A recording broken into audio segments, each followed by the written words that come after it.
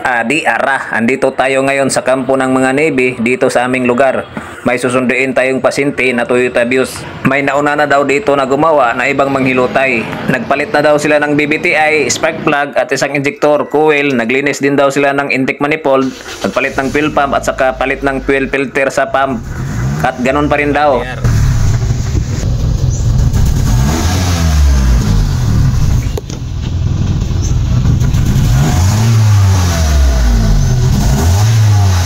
Wala din check engine eh? Ha?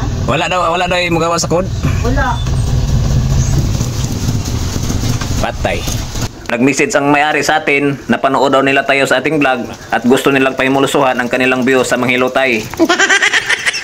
Aaminin ko rin dito na ako'y nalilibog at naguguluhan dito ng maraming beses sa views na ito. Ayan, kita natin na parang gikalintura, gipanugnaw at tuluyan ang namatay kasi gikapoy.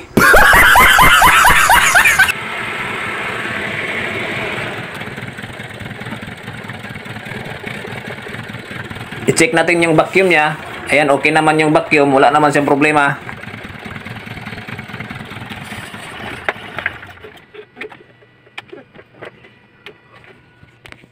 Diretso na tayo dito, sitiskan na tayo. Kita natin na walang reading ang bank 1 sensor to.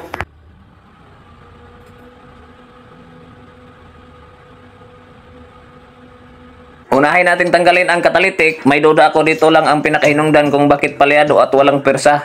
At di rin ito natanggal ng unang gumawa dito. Pagkatapos na natanggal ang catalytic, nag-check na rin tayo sa fuel pump.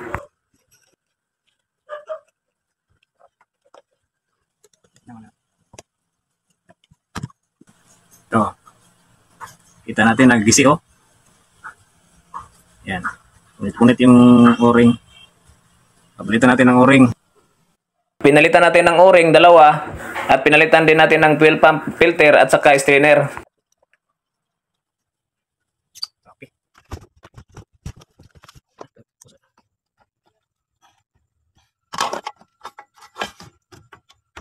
Pagkatapos nang naibalik ang fuel pump, papalitan din natin ng isang fuel injector kasi palyado.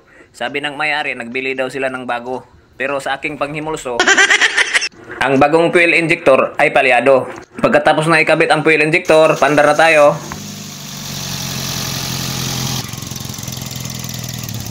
Ayan, kita natin na wala ng palyado pero magkurog pa rin. I-try natin bunutin ang sakit ng oxygen sensor upper side at tingnan natin sa CT scan. Siya na po imuliyok dre kung giibot na to dito sa sakit. Baliktad. Kung isaksak ni mo dito, kini ang mugana, sensor 1. Ubus mo dili. Ang ubos na po mo zero, tanawa ha, kung isaksak balik. Saksak balik ha. Ibalik natin uli ang sakit at saka tingnan natin uli sa CT scan. CT scan ito na to ha. Siya na po ini zero sa bangto. Asa na at nato sakpon. Nga ang kini may ni zero, okay na po siya oh.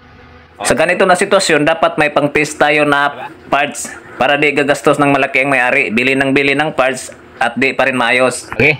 Ilisan na nato og kini atong ilisan.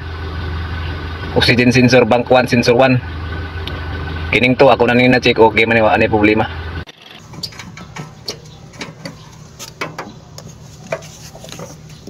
Di na tayo maglangan, tanggalin na natin dito ang lumang oxygen sensor, upper side, at papalitan din natin ng bago. At siyempre, ikabit na rin natin. Natapos nang naikabit ang bagong oxygen sensor, paandar na tayo. Ayan, malinaw na. At siyempre, revolution para mas malaki ang kita.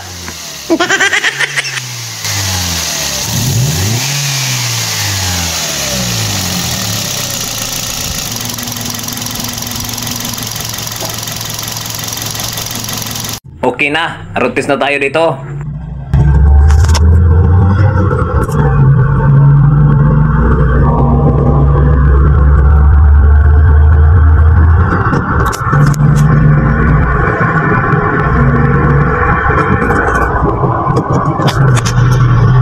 Okay na. Malakas na ang atak. Okay na. Tursado na siya. Natapos nang na-road test, paalis na ang unit, malakas na magtakbo ang gulong. Okay na, kumbati!